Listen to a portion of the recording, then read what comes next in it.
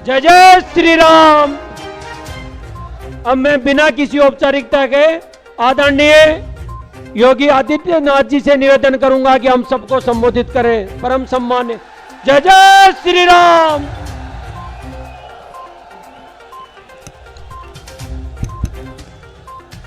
भारत माता की, भारत माता की, भारत माता की। वंदे वंदे वंदे। भारतीय जनता पार्टी के लोकप्रिय प्रत्याशी विधानसभा में भारतीय जनता पार्टी विधानमंडल दल के उपनेता सम्मानित श्री सतीश पूनिया जी, जिला प्रमुख जयपुर श्रीमती रमा चोपड़ा जी, महापौर जयपुर नगर निगम श्रीमती सौम्या गुर्जर जी, पूर्व प्रदेश मंत्री श्री महेंद्र यादव जी, श्री श्याम शर्मा जी, श्री ओम पूनिया जी, श्री जितेंद्र शर्मा जी, श्री बद्री नारायण बागड़ा जी, श्री हरदेव यादव जी, श्रीमती बादाम वर्मा जी, श्रीमती विनीता राजावत जी, सरपंच ग्राम पंचायत दौलतपुरा कोटड़ा श्री राम सुखदास महाराज जी, श्री कालूराम प्रजापत जी, छाजूलाल मीला जी, श्री वंशी अफरिया जी, सोहन महाराज जी, दौलत सिंह जी, पप्पूलाल सैनी जी, रामजी लाल गुर्जर जी, भारतीय जनता पार्टी के सभी पदाधिकारीगण और भारी संख्या में आमेर विधानसभा क्षेत्र से उपस्थित सभी उपस्थित भाइयों और बहनों, आप सभी आमेर से जुड़े हुए भाइयों और बहनों को राम राम सा। भाइयों बहनों, राजस्थान विधानसभा का चुनाव चल रहा है और राजस्थान जो देश के अंदर भक्ति और शक्ति के संचार की भूमि रही है, उस राजस्थान के अंदर जब हम लोग भक्ति की बात करनी हो, त्याग और बलिदान की बात करनी हो, देश के प्रति संपूर्ण समर्पण भाव के साथ कार्य करने की बात करती है, तो राजस्थान की ओर पूरा देश बड़ी आशा भरी निगाहों से देखता है। ये वही राजस्थान है जिस राजस्थान ने पृथ्वीराज चौहान, महाराणा प्रताप और राजा सूरजमल जैसे महाप्रतापी राजाओं को जन्म देकर के इस दरार को पूर्ण किया है, सबके लिए पूज्य बनाया है। पद्मनिका जौहर और मीराबाई की भक्ति की पराकाष्ठा को कौन छू पाया है। राजस्थान की ऐसी पावन धरा को कोटि कोटि नमन करते हुए मैं आप सबका हृदय से अभिनंदन करता हूं। भाइयों बहनों, ये राजस्थान, जिस राजस्थान को देश के पर्यटन के सबसे बड़े केंद्र के रूप में पूर्व उपराष्ट्रपति और राजस्थान के पूर्व मुख्यमंत्री माननीय श्री भैरों सिंह शेखावत जी ने स्थापित कर दिया था, जिस राजस्थान को भारतीय जनता पार्टी ने अपने शासन काल में विकास की एक नई ऊंचाइयों को आगे बढ़ाने का प्रयास किया था, और जिस राजस्थान में 5 वर्ष पहले तक विकास हर गांव, हर गरीब, हर किसान, हर नौजवान, हर महिला तक पहुंचाने के लिए बड़े बड़े कार्यक्रम और कार्य योजनाएं आगे बढ़ी थी, श्रीमती वसुंधरा राजे जी के नेतृत्व की भारतीय जनता पार्टी सरकार ने आगे बढ़ाया था। आखिर 5 वर्ष में ऐसा क्या हो गया कि वह राजस्थान आज विकास में, पर्यटन में, रोजगार देने में, अन्नदाता किसानों के खुशहाली में नंबर 1 पर नहीं है। आज भाइयों बहनों, राजस्थान नंबर 1 में होता है अपराध में नंबर 1 पर, अराजकता में नंबर 1 पर, भ्रष्टाचार में नंबर 1 पर, गुंडागिर्दी में नंबर 1 पर, गौकसी की घटनाओं में नंबर 1 पर, और भाइयों बहनों, महिला संबंधी अपराध हो या साइबर अपराध हो, इन सब में आज नंबर 1 पर राजस्थान है। और इसीलिए मुझे आने की आवश्यकता पड़ी है भाइयों बहनों, आपसे अपील करने के लिए। इसीलिए मैं आया हूं। एक और प्रधानमंत्री मोदी जी के नेतृत्व में, प्रधानमंत्री मोदी जी के नेतृत्व में भारत दुनिया की एक बड़ी ताकत बन रहा है। वैश्विक मंच पर भारत की प्रतिष्ठा बढ़ रही है, भारत का सम्मान बढ़ रहा है। जब मोदी जी दुनिया के अंदर किसी देश में जाते हैं और उन्हें सम्मान दिया जाता है, तो ये सम्मान मोदी जी के साथ साथ 142 करोड़ भारतीयों का सम्मान होता है। सुरक्षित होती हुई सीमा, आज कोई दुश्मन भारत की तरफ टेढ़ी निगाहों से नहीं देख सकता।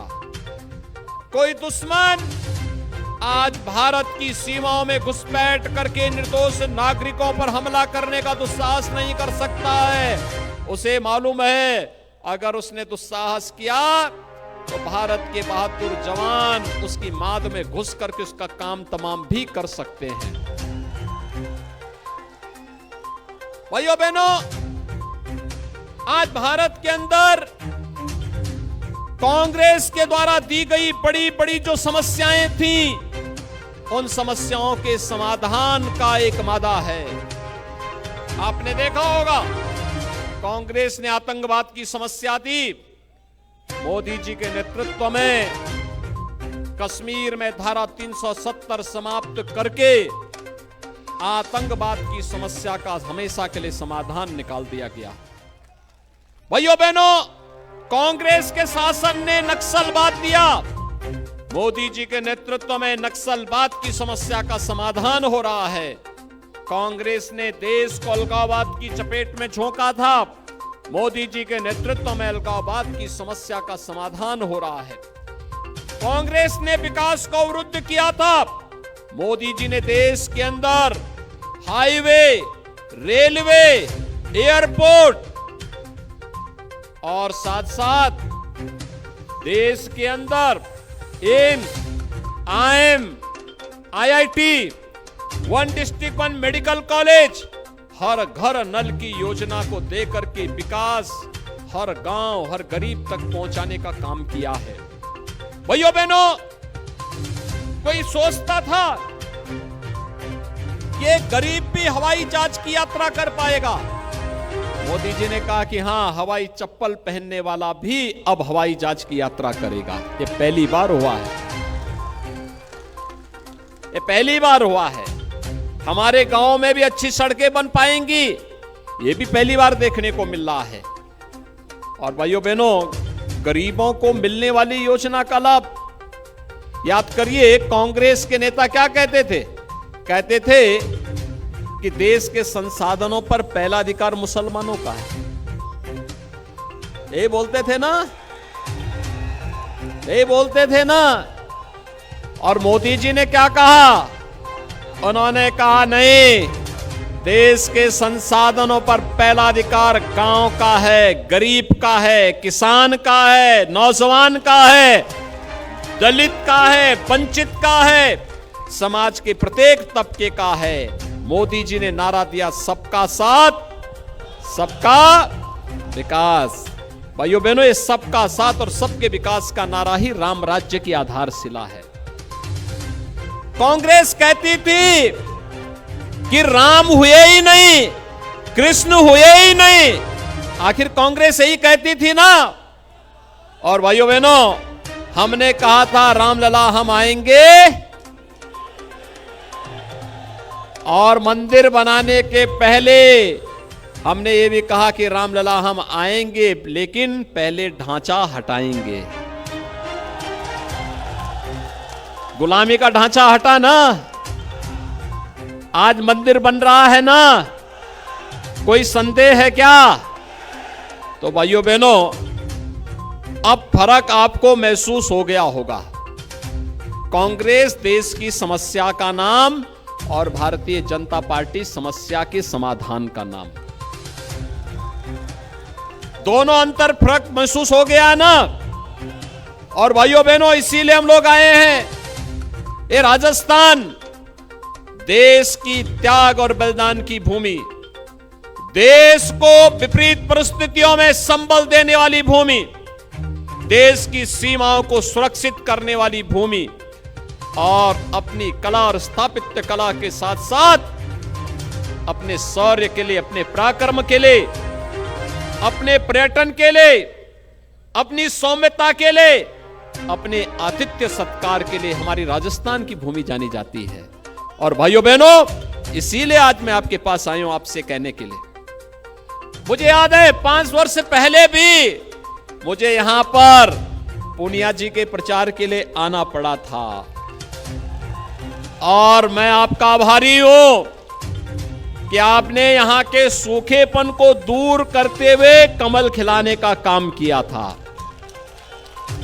भाइयों बहनों, अपनी व्यस्तता के बावजूद, अपने संघर्षों के बावजूद, विपरीत परिस्थितियों में लड़ते हुए भी श्री सतीश पूनिया जी ने आमेर विधानसभा क्षेत्र के लिए जितना विपक्ष में रहते हुए कार्य किया जा सकता था उसको करने का प्रयास किया।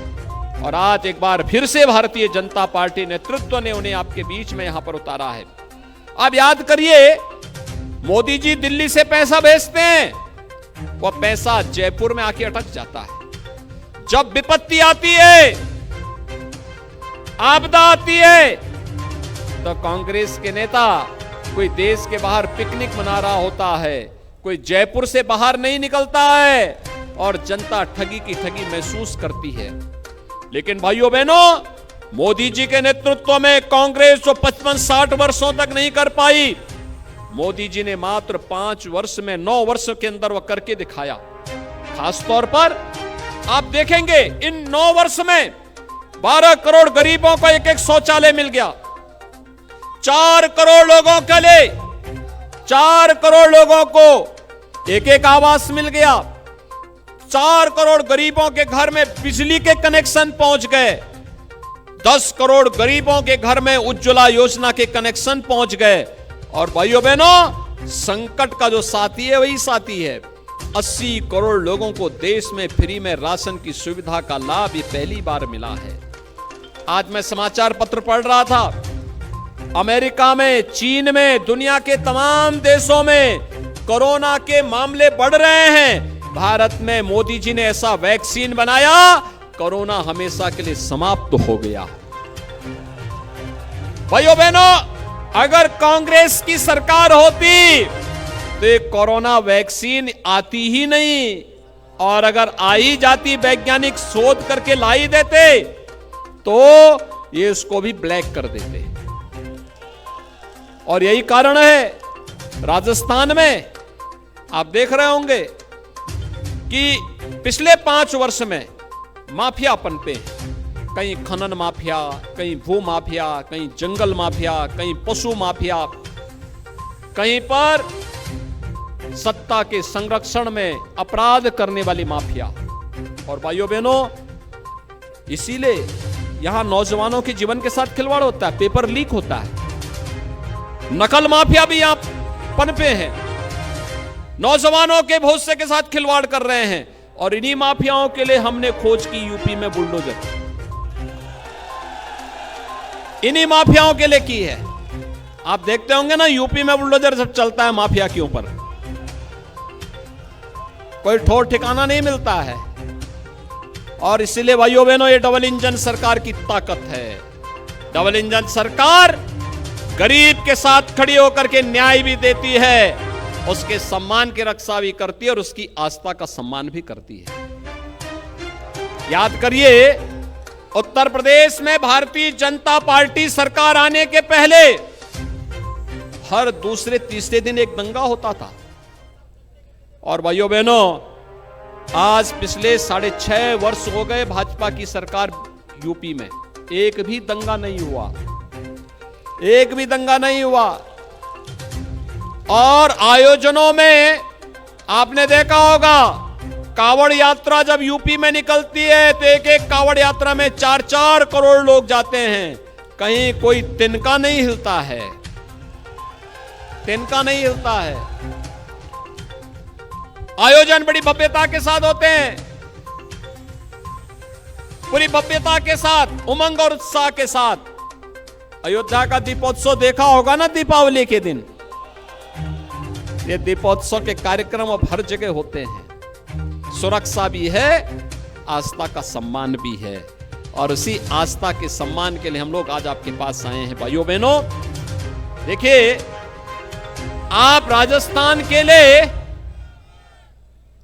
पूनिया जी को एक बार फिर से कमल खिला करके जयपुर भेजिए। और मैं आपको आह्वान करने के लिए आया हूं, जो लोग हम पे हंसते थे जब राम मंदिर के आंदोलन के दौरान, कहते थे कभी कभी सपना पूरा नहीं होगा, हमने कहा देखो तुम्हारे ऐसे तुम बोलते रहोगे, हम इन सपनों को साकार करने में विश्वास रखते हैं। आज मोदी जी के नेतृत्व में अयोध्या में राम मंदिर का निर्माण हो रहा है ना। क्या कांग्रेस कर पाती क्या राम मंदिर का निर्माण? ये तो राम पर विश्वास ही नहीं करते जी, ये तो हमारे प्रभु राम पर ही और भगवान श्री कृष्ण पर ही प्रश्न खड़ा करते हैं। हमारे यहां संबोधन में ही राम राम हम कहते हैं। जन्म लेने के साथ राम, और जन्म की यात्रा पूरी करने के बाद भी राम के साथ ही हमने जीवन, हमारा जन्म और जीवन दोनों बराबर जुड़ा हुआ है।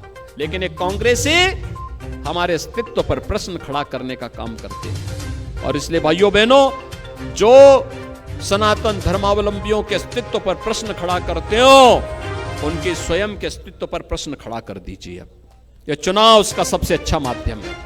और इसीलिए आज मैं आपके पास आह्वान करने के लिए आया हूं कि जो आपकी भावनाएं थी उसके अनुरूप कार्य हो रहा है। अयोध्या में भगवान राम का मंदिर बन रहा है। 22 जनवरी 2024 को प्रधानमंत्री मोदी जी के कर कमलों से रामलला अपने भव्य मंदिर में 500 वर्षों के बाद विराजमान होंगे। कितने लोग इच्छा रखते हैं अयोध्या जाने की? वाह भाई, पूरा राजस्थान। भाइयों बहनों, अब मैं आपका यही आह्वान करने के लिए आया हूं कि आप श्री सतीश पूनिया जी को विधानसभा में जयपुर भेजिए। और सतीश पूनिया जी के मैं जिम्मे देता हूं कि आमेर विधानसभा क्षेत्र की जनता जनार्दन को लेकर के 22 जनवरी के बाद अयोध्या जरूर पहुंचे। सहमत हैं? सभी लोग सहमत हैं? भाइयों बहनों, सहमत हैं ना? देखो, आप अगर इस कार्य को करेंगे तो पूनिया जी 3 दिसंबर के बाद ट्रेन पहले से बुक करवा लेंगे। तय है ना? बाकी अयोध्या में तो हम लोग देख लेंगे। और इसीलिए मैं आज आपके पास आया हूं। आप सभी लोग सहमत हैं तो फिर मेरे साथ बोलेंगे, दोनों हाथ उठा करके, जहां तक मेरी आवाज जा रही है। भारत माता की, भारत माता की, भारत माता की जय श्री राम, जय जय श्री राम।